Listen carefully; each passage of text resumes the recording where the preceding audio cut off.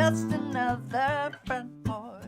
Yeah, just another front porch. I think it's episode 38, 38 Thursdays in a row. I'm live now. Are you with me? Just another front porch, just another front porch. Oh, we've been here 38 Thursdays in a row. 38 Thursdays in a row. Just another little bit front porch, front porch. Hey everybody, it's January 21. We're in the living room porch here, broadcasting live from North Carolina. We've been doing this since sometime in March, I want to say, and it has been, it's been a wonderful way to stay connected. There's so many hard things about pandemic time, and as a touring musician, there's so many things that have not happened this year in terms of connecting with people in person and traveling to different places and all of the stuff that happens, and everybody's got their own version of it, whether it's going to work in an office as opposed to your bedroom or whatever your version is. So I'm really grateful to Tay Hoyle, who has kept this going and kept pushing me.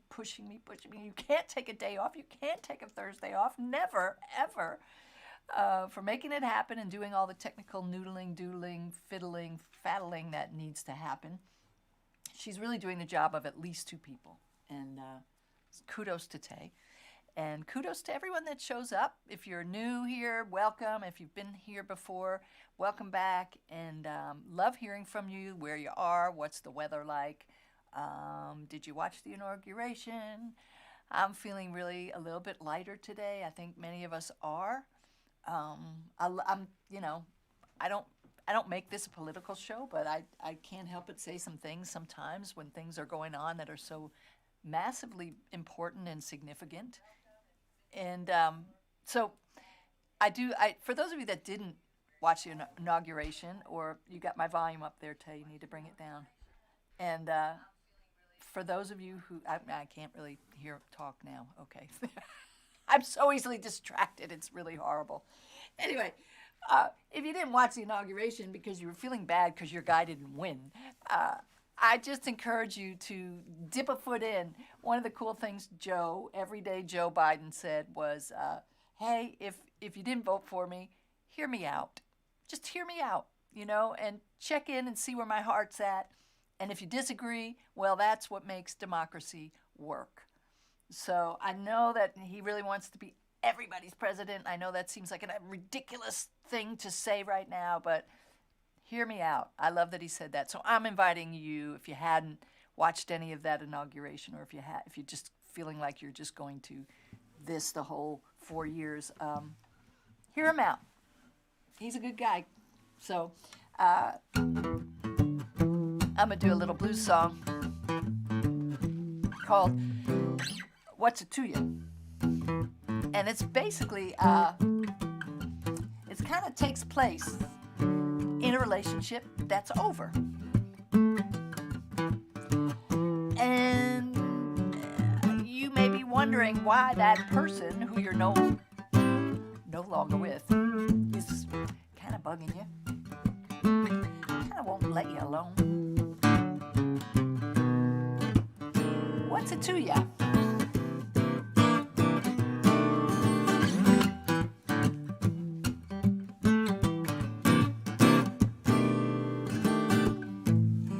Around the block enough to know, been the butt of jokes, your one girl show. Used to worry what you said, let your words go to your head, to my head. Oh, now I'm letting go, I'm letting go. What's it to you? Oh, why do you care so much about what I do? What's it to you?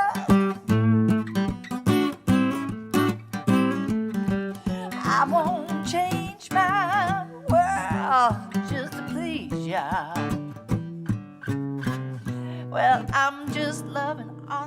myself. I don't got time for no one else. What's it to ya?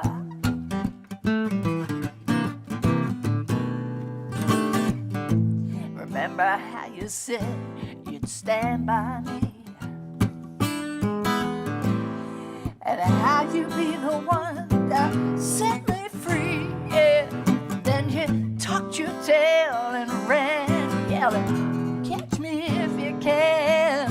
Now you're back to see what's new with me.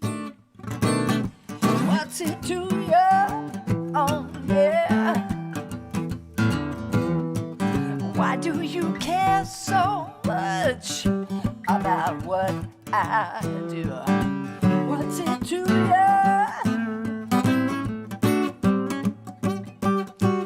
I won't change my world trying to please you. Well, I'm just digging on myself. I ain't got time for no one else. What's it to you?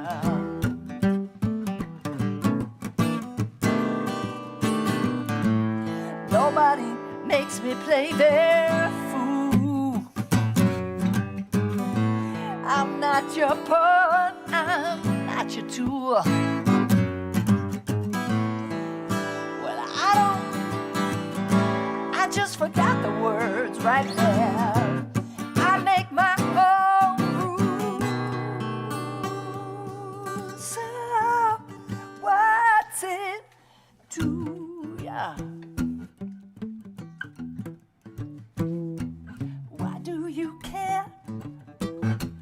Much about what I do, what I say, what I feel, what. Oh, why don't you stop bugging me now? I'm not gonna change my world for you. Well, I'm just loving on myself. Well, I'm just digging on myself. Finally got my act together, yeah. Oh, I'm just loving on my digging on myself. Oh, oh.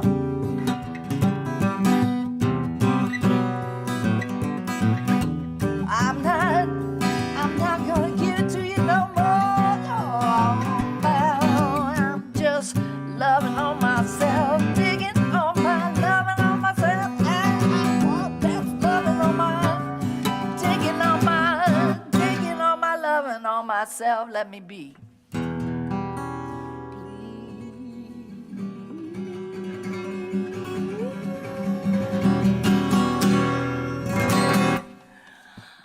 Oh, what's it to you? Kim Lauren wrote the words, I wrote the music, and we never met before that day when it happened, so that's a cool thing that just happened in life a long time ago. Everybody, I want to share with you now, those of you that did watch the inauguration, I know you've seen a lot of our youngest poet laureate ever to be in D.C., ever to give an inauguration address, poem. But I just have to give you a little more of Amanda Gorman because I was so moved by her, and I think a lot of us were. I didn't get to watch everything yesterday, and if you've already seen this, I'm sorry. Have a sip of coffee, something. But I don't mind seeing her again. This is actually a little interview she did with PBS NewsHour and Jeffrey Brown, which was before the inauguration, maybe 2 days ago. And so, yeah, just give you a little background. Maybe you've seen it, maybe not, but cool. Check it out. Love her. You ready for that? Here we go. While we might feel small, separate, and all alone, our people have never been more closely tethered, because the question isn't if we can weather this unknown, but how we will weather this unknown together. How did she feel when the invitation came? A lot of screaming, a lot of dancing around my apartment. But after that, I mean, it's such a huge honor to be able to participate in such a historic moment. She spoke to us Friday from her Los Angeles home, where she continues to work on her inaugural poem titled The Hill We Climb.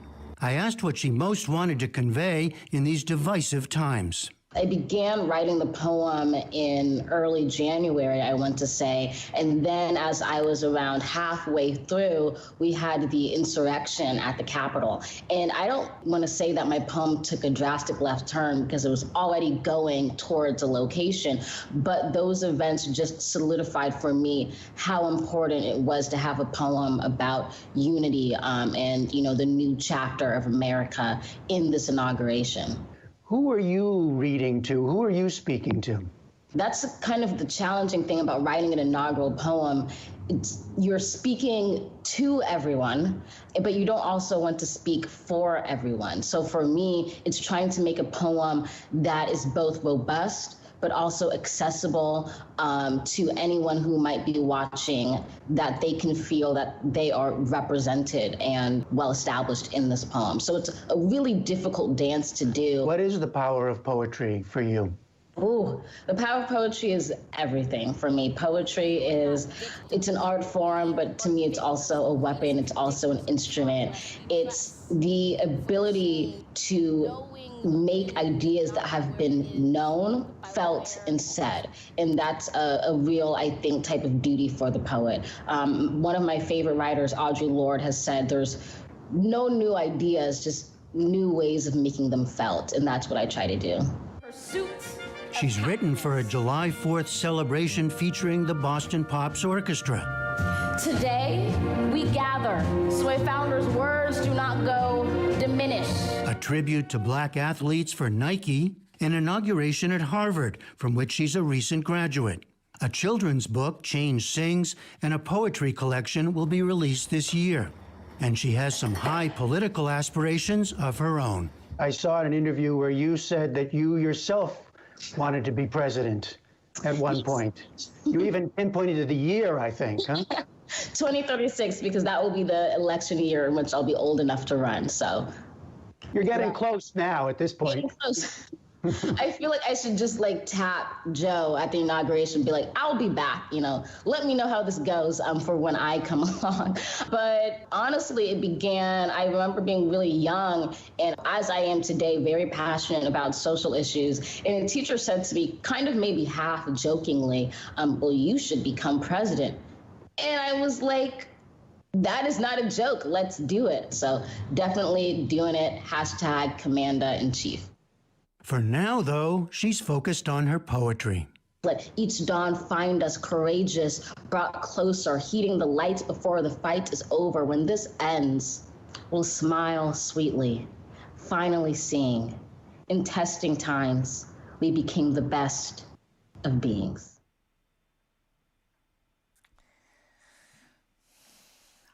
What else can you say, Yeah, what else can you say? I love her. Okay. As Jennifer Batten might say, I want to marry her, but I can't because I'm already married, which is fine. But, that's how you feel. Okay, I want to just let you know, we just did our Guitar Cloud Symposium deep dive last Saturday, diving into guitar heroes. It was really, really, really fun. Awesome. It was a one-day event. And now we are opening registration for our next event, which is February. It's a 4-day event. And we have some new things happening. We actually, let me read what I wrote because it makes sense. We're expanding our instructors. We're welcoming back Neely Brosh, welcoming back Daniele Gottardo, and welcoming this time David Wallerman and Snarky Puppy's guitarist Mark Lettieri. I will be returning along with Jennifer Batten and Gretchen Menn. It's February 19th to 22. Our special guest on our Monday night rap party is Dweezil Zappa. I so wish my brother could be there for that, being he was such a Frank fan.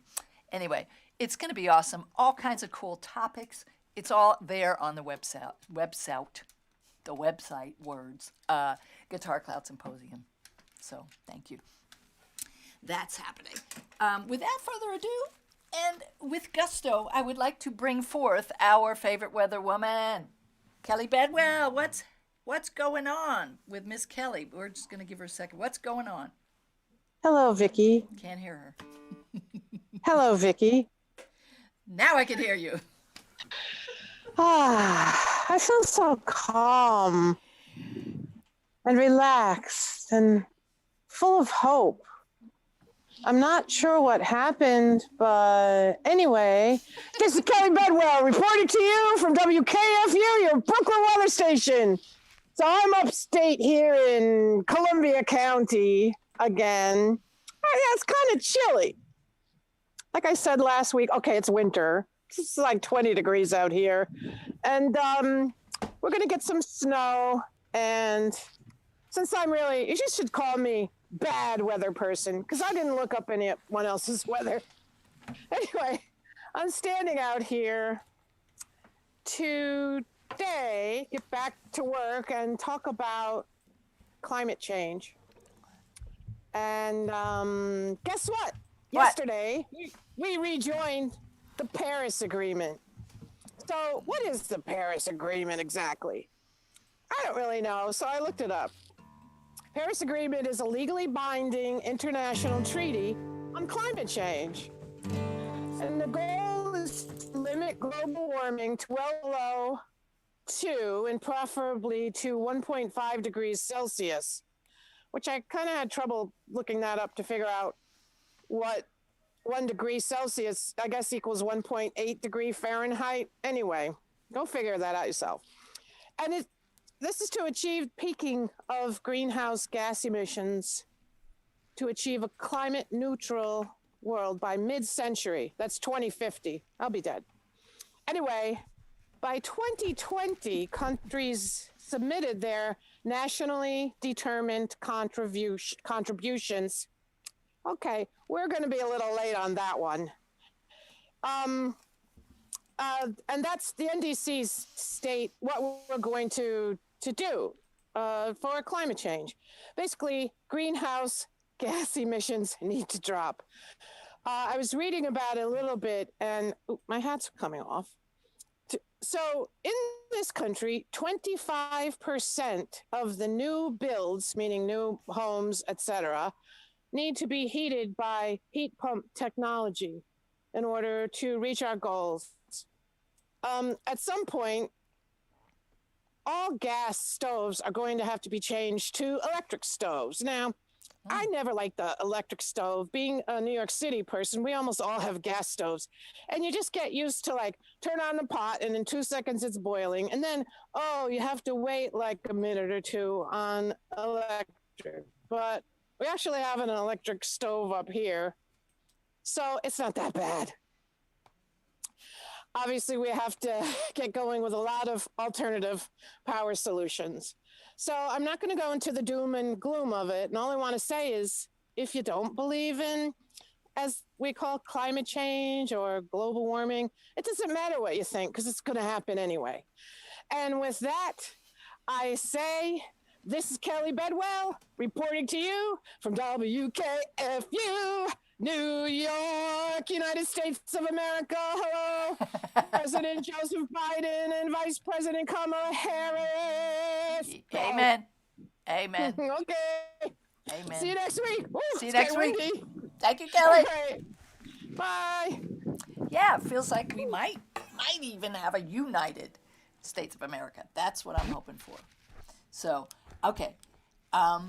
You may remember last week I talked about Eugene Goodman, who was the Capitol Police officer who actually helped to sideswipe the mob from going into the chambers. Or also, I want to say Mike Pence was former Vice President Mike Pence was hiding. Anyway, he was hiding nearby, and Eugene Goodman steered the rioters into another direction.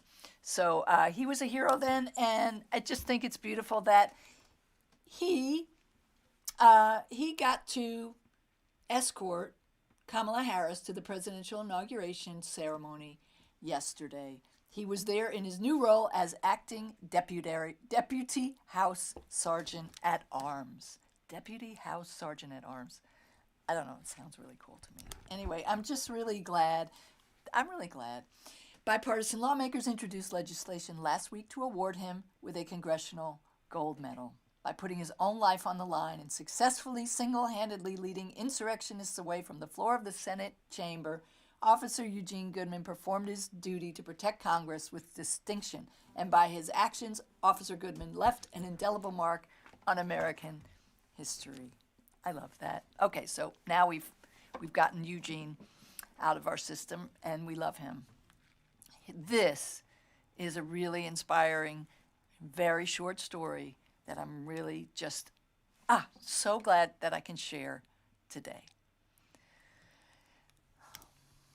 This city, you can guess, what city in America has a police force that can say for the year 2020, not a single shot was fired by any of their officers as a result of a successful de-escalation training?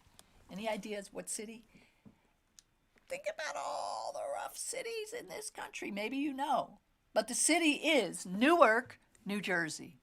And I kind of grew up in New Jersey. I'm not in Newark, but, I am so filled with hope to hear this and to hear that de-escalation training was actually done, number one. And number two, that in 1 year they can say, wow, there was great success. Now, I don't have the stats for the number of shots fired in 2019. That would have been smart, but I didn't think of that till just now.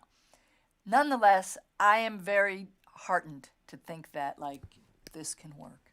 Newark police and city officials say their de-escalation training program is working, with not one officer firing his or her weapon while on duty in 2020.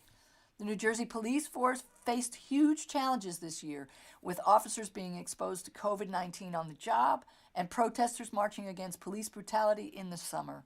While 2020 was stressful, Public Safety Director Anthony Ambrose says the staff utilized their de-escalation training to keep the peace.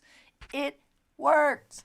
Ambrose said in a statement, "Our officers are actively employing this resource when engaging with the community."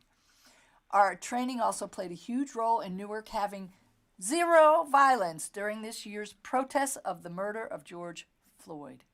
Zero violence. The community and police worked together to ensure that non-Newark residents who came here to protest did not initiate any violence in our city.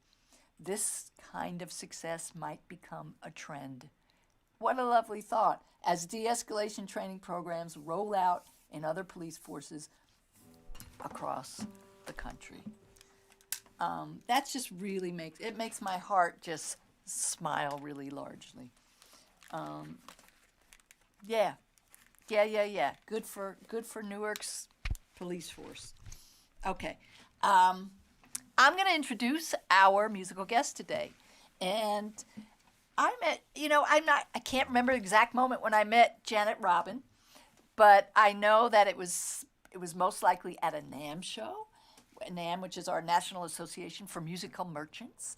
Now, that show's a big show every year. We all go out to LA, Anaheim, and we schmooze and mingle, and a lot of us perform at the NAMM show, and we get with our sponsors, and we meet new people, and blah, blah, blah. It's a huge networking thing, and it's going on now, virtually, which is really cool that they've gotten it together. So if you have any interest in that, if you're in the music business at all, I didn't put the link in our links. I forgot that. But NAMM, N-A-M-M, you'll get right into what's going on. There's a lot of cool stuff, all aspects of the music business. So probably met Janet at a All-Star Guitar Night, and she's did I curse? I didn't mean to curse. She's a really, really high energy performer. I love hearing her play. I love watching her play.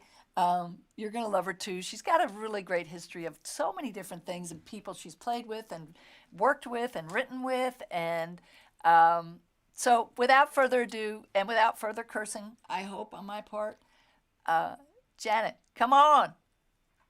Hey, good morning. Hey.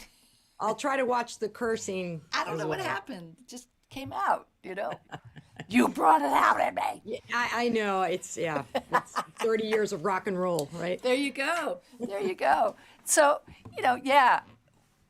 I know that you mentioned how your earliest influence was your teacher, your first teacher on guitar. Can you tell us a little bit about him? Well, I mean, to be real, my first teacher was a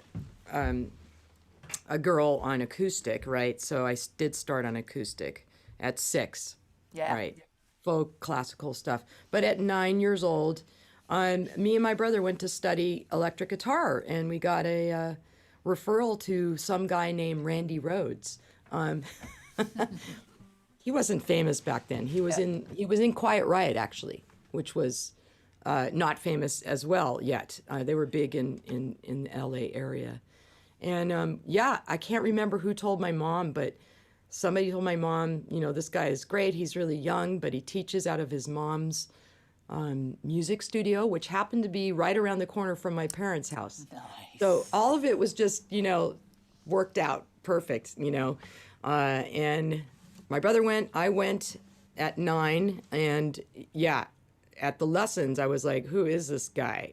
This is, wow, and I realized I was the only girl at the time taking lessons from him, Yeah. If those of you that don't know, tell us a little bit about what he went on to, other things he did that we might know. So those of you who don't know who Randy Rhoads is, he went on to play in Ozzy Osbourne's band, got recruited, like I think it was in 1981 or something like that. And, he wrote Crazy Train. That whole record, was a huge hit for Ozzy. It was right when he left Black Sabbath. It was his first solo endeavor, and the record just took off, especially with songs like Crazy Train. And unfortunately, in 1982, they were playing around in this. You don't play around in planes, but they were in a small plane. Randy and Ozzy's tour bus driver, and they were in a private plane. They were buzzing around the mansion they were staying in on tour, and one of the wings clipped part of the roof of the house and crashed into the top and blew up.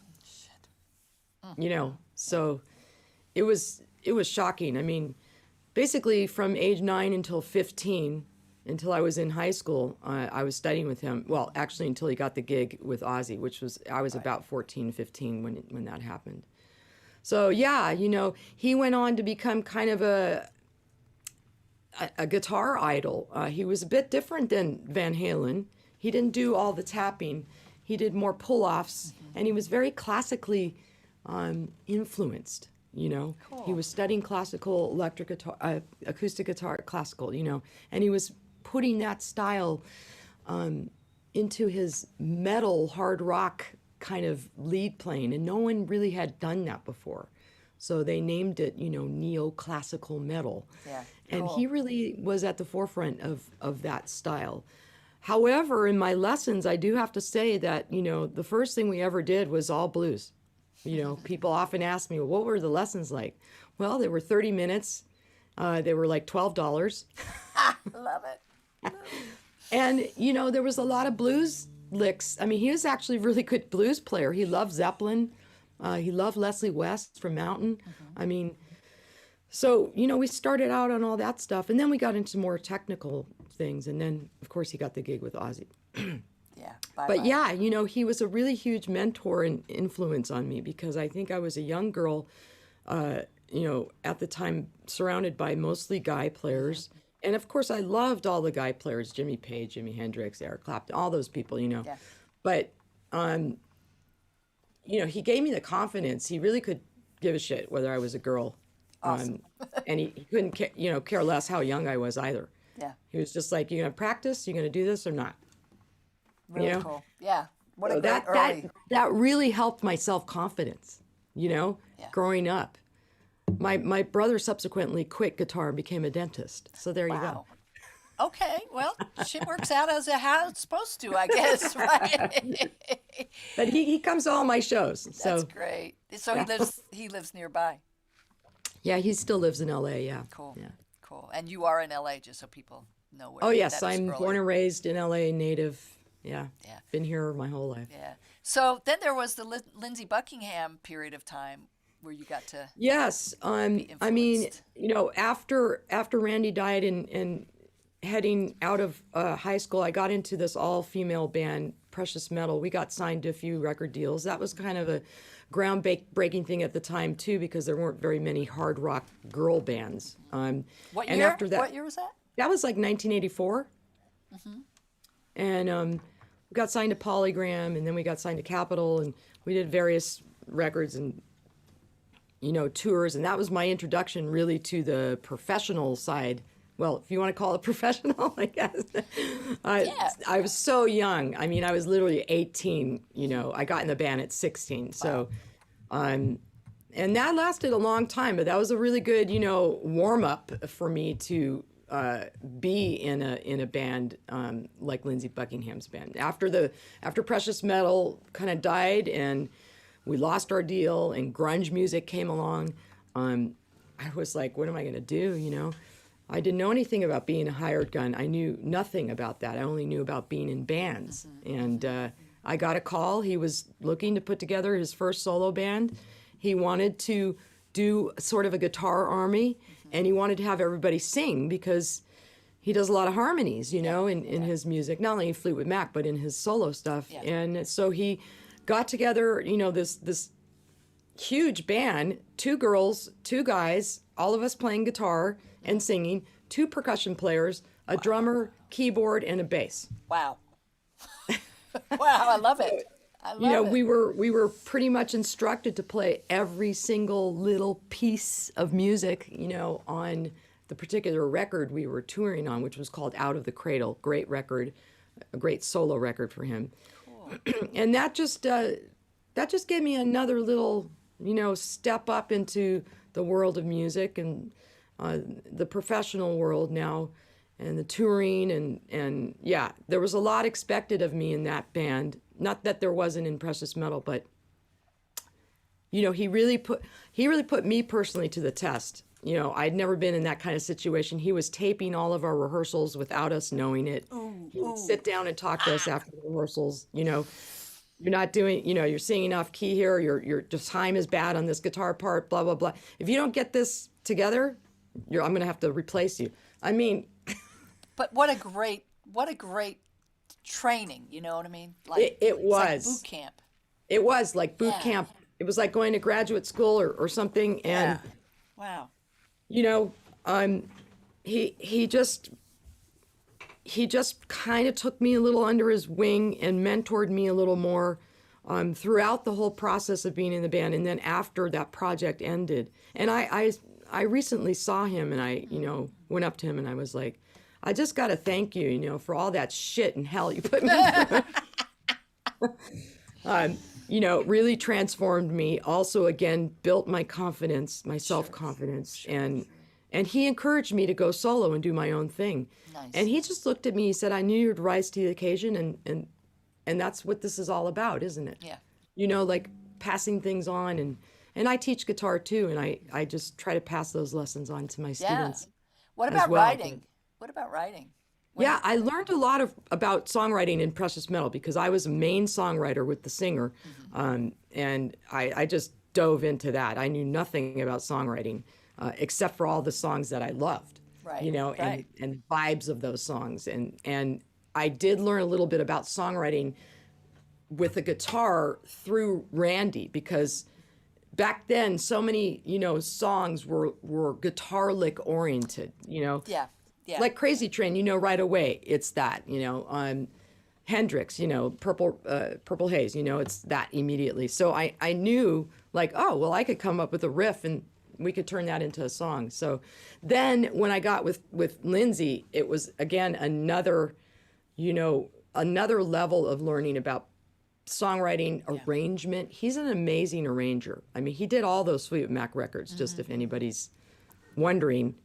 You know, he is the main producer and arranger for all of those songs. And he's just like a Mozart. I mean, he's a genius. So I learned a lot just by like trying to be a sponge at that time in my life. And that gave me the confidence when that gig ended to dive into trying to do a solo thing. And you have been doing a solo thing? I have been. I have in the interim, I did do some more hired gun stuff. I played with Meredith Brooks and Air Supply and various people. And when those things come up, depending on what it is, you know, and if I have time, I'll do it. You know, I think it's important to always be versatile. I like sometimes being behind. Sure. You know, supporting Sure. somebody, being behind. And then other times I like, hey, here I am. You know, I like to be in front. Yeah, I'm in another band, the String Revolution, and that's 4 guitar players. Of course, I was influenced by Lindsay, but that's all instrumental, and that's a different you know, role in that band. We have to be democratic, you know. Right. I was listening by vote. That's right. I was watching the one of the videos you sent me, and I got there's a link in the links for that video. It was what was the cover to, what was the Rocket Man. Rocket Man, yeah, and it was really cool. It was, first of all, the video was really well done, and visually it looked really cool. But you know, it's really neat to just see how each person's got their thing, you know. Right. And right. you know, that's a tricky thing, I would think. You know, it's tricky to find those players too. Find the players, who can get behind that, and also I put an ad in Craigslist. There you go. I did. I purposely did that because I wanted to find people I didn't know, that I'd never played with, no one I met. Oddly enough, not one girl answered the ad. That is odd. Not one girl, and it, of course, I said male or female in that. Wow. But I met these guys, and they were just great. I mean, it just clicked. They're kind of like brothers now. Yeah. And they put me in my place sometimes, you know? Again, I like to be held accountable sometimes. And I think when I love doing my own stuff too, but, you know, sometimes when you're doing your own stuff, it's only, you know, maybe your mom that comes to you and says, you know, don't wear that on stage again, will you? But, that hair, you got to move that hair. Yeah. I can't see your face. Stop wearing hats. Hey, play us something. Okay, sure. Well, I'm going to do an instrumental first. Cool. And this is actually on one of my CDs. And I have no idea why I wrote it. I think I was feeling, most of the time when I write my high energy things, I'm feeling depressed. So this was probably to put me in a good mood. And then I named it after myself, JR Guitar. Again, more self-therapy. So here we go. All right. Oh, by the way, this is my drummer right here, my percussion player.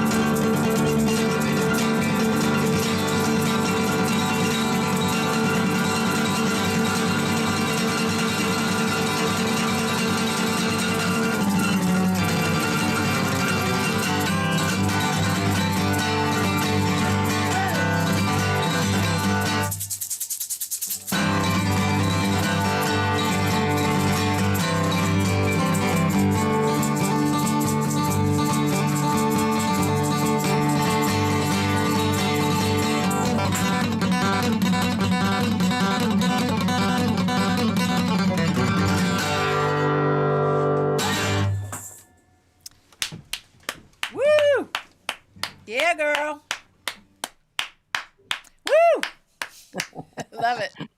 That's great. That was great. So, what are you playing? Are you playing a Taylor? Or are you playing a Martin? What are you I'm playing a Taylor. Yeah. This is a unusual old model. It's a signature series. It's the Dan Crary. Do you know who Dan Crary is? Flat No. picker. No, I don't know. Really kind of a bluegrass flat picker guy, and he got together late 80s with Bob Taylor, and they came up with this signature series, DCSM. They don't make it anymore, and basically it's modeled after the 810, and it's just got a bigger lower bout, so it's pretty hefty. Yeah. And big and boomy. And then the neck is quite thin, kind of like an electric guitar. So it's sort of perfect for me. Yeah. Because I can be kind of aggressive, Yeah. a little bit I noticed percussive. that. Yeah. And then, the neck is like an electric guitar. So, I've got 3 of them. Nice. This is the other one. I have 3 because they don't make it anymore. So whenever they come up and I see them used, I just freaking snatch it right up. Yeah. Well, no, it's great. It was really a nice big sound, and it got to hold what you were doing. It was really cool. Yeah. And I nice. have yet to find a guitar, acoustic guitar that can do that for me. So, and Taylor has just been great. I mean, I love Martin too. It's funny because I use Martin strings on Taylor It's guitar. okay. We all do that kind of thing. It's No, totally they cool. both know, and it's all good. But yeah, so I love my Taylor family. And Yeah. And a further kudos to Taylor that they recently decided to give over ownership I to know, all to their the employees, right? I read that and I was like, wow. Pretty cool. Yeah, Pretty cool. I mean, they're just great. They're great over there. Yeah. So, but anyway. Hey, should we play this little blues of yours together? Sure. Yeah. This song is on my last record that came out a few years back. I'm working on a new thing right now that's very different than my singer-songwriter stuff. It's kind of a blues project. But my last record I did at Cash Cabin with John Carter Cash, Johnny's son, and this has a little blues roots in it, and the lyrics are kind of tongue-in-cheek. It's called I'm a Rich Girl. Obviously not about having money, but more about not having money and, to be happy with the little things that you can have in life and that you can share with people you love. And so you're going to join me on this. I'll just call out, Vicki, yeah, go. I'll do a little solo and then you'll do one and blah, blah, blah, yeah? All right. I'm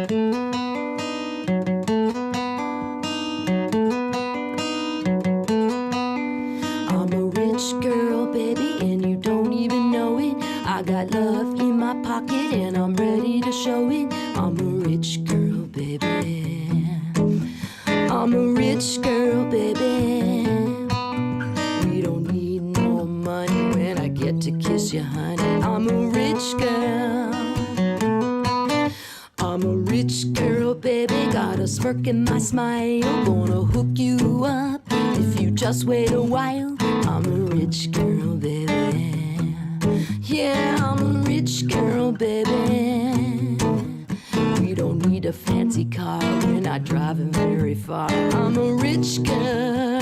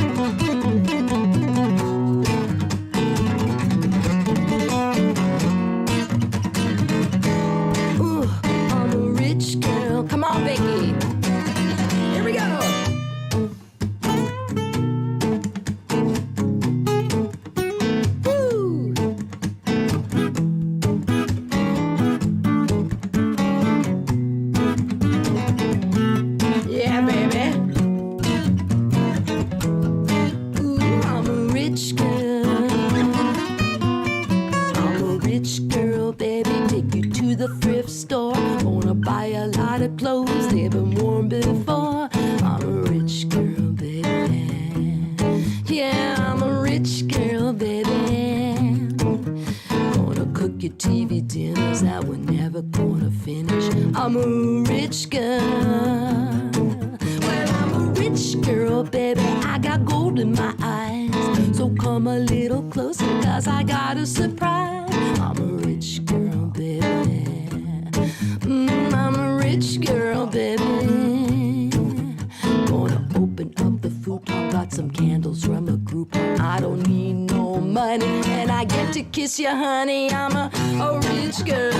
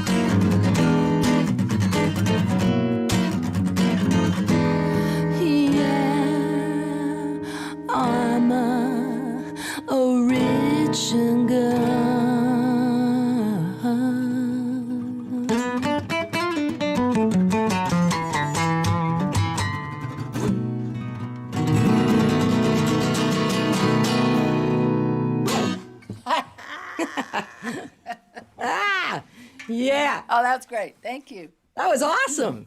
Yeah. Now you can go back and hear me on the recorded version of this.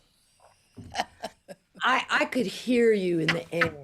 I could feel your power. So here's just a commentary on what, how challenging it's been for musicians to play together. Well, since, there's all this latency, if Janet were to hear me, what I was just playing, she'd hear me out of time.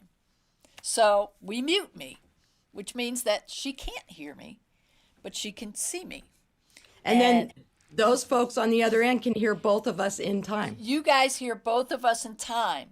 That's amazing. I also hear, like, I'm luckier than you because I hear both of us in time too. So you're really the one, I'm sorry to say, who gets the raw end of the deal. But it's still, it's still cool that we just get to do this, that we in the same exact time and place, we know, even if we can't hear each other, we know that we're playing music together. And there's something that's still fulfilling to me about that, as weird as it is. I mean, it's just been, I've been in my cave here, and especially with the guys in the band, we haven't gotten together. We've been just in, meetings on Zoom, and we're writing like remotely, like we're sending parts to each other. I get and it. then we're recording remote, separately, and then we have to mix. It's so, because we have to keep moving forward. We're doing a new record, and I don't like it. I'm not going to lie to you. I don't like that vibe, I like to be in the room together when I'm writing with somebody. Sure. But, we do what we Do can. what you got to do. Yeah. Yeah, exactly. I would love it if you do one more for us. Sure. And I do this also in the String Revolution. I do it as a solo with them, but and it's funny. Last night at the inauguration, Bon Jovi sang it. Yes. He did a cool version. Yeah, it was interesting. Wasn't my favorite, but yeah. Yeah, I mean, he's just so cute. He's Poor guy. adorable. And Poor guy. my friend Everett is in his band, so Everett Bradley. Yeah, I mean, and he always brings me back to the 80s, and I went to see his show, and it was awesome. Like, his show was so good. He was so entertaining. I wish I'd have seen him live. I have not seen him live. But I think it's time for a lot more sun, isn't it? Absolutely. So right.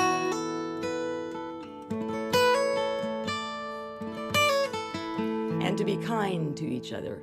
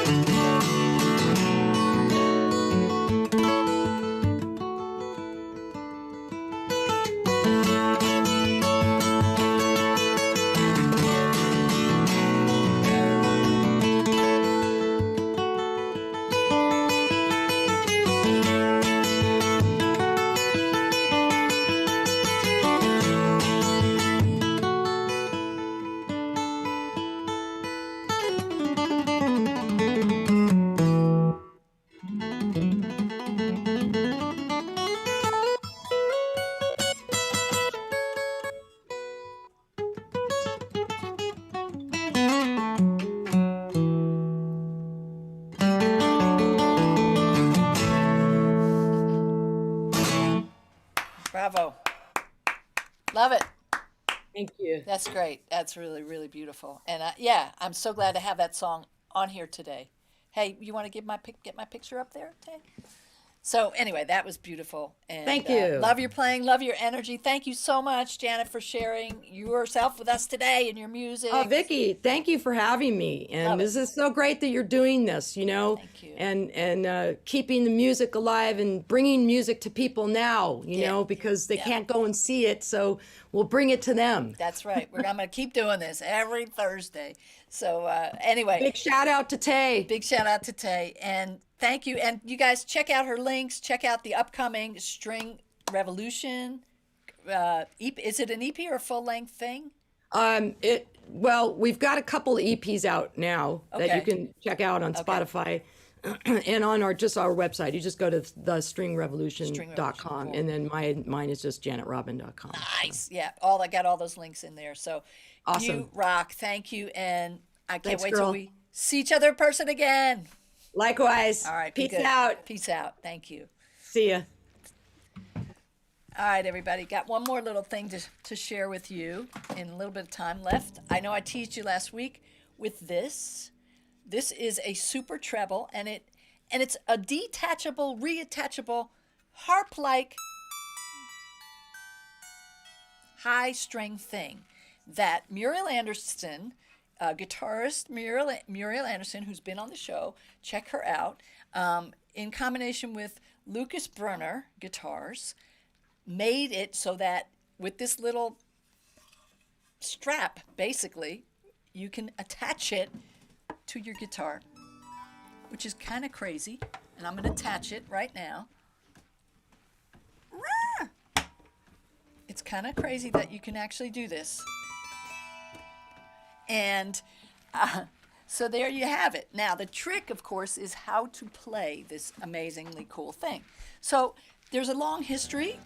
It's not exactly agreed upon, but the harp guitar as a thing has been around for a while.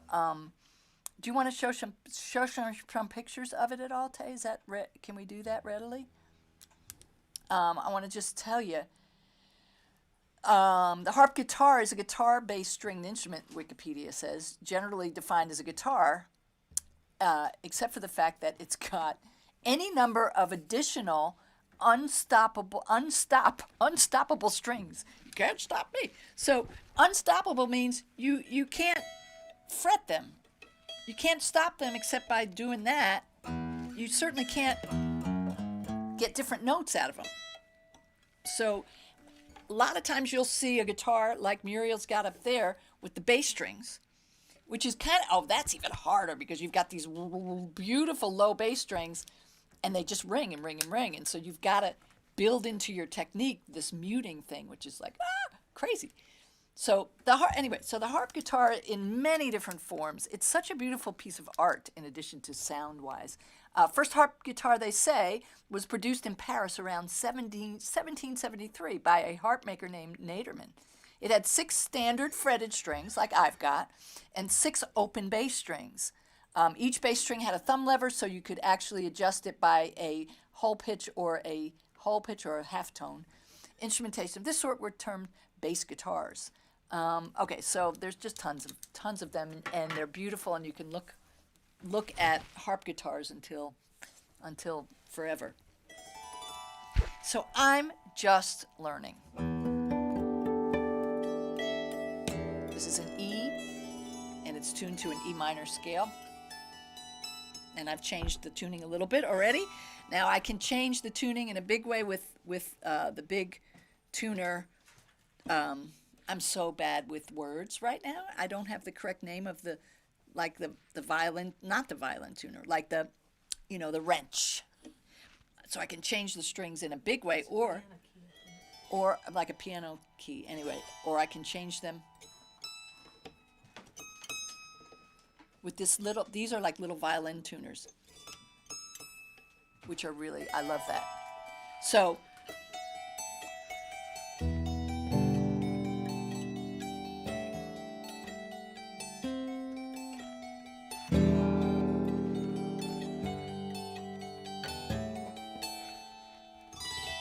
see, I don't know what I'm doing yet, but I'll get there.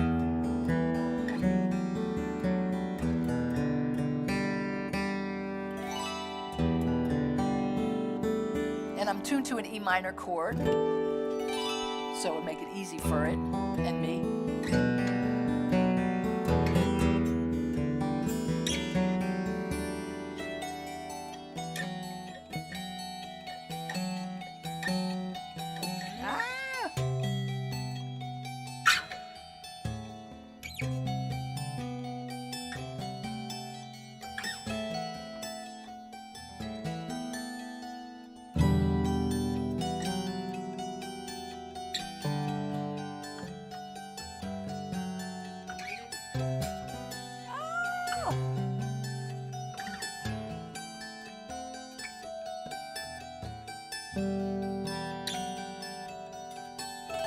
So someday I'll be able to play more than 4 notes at a time.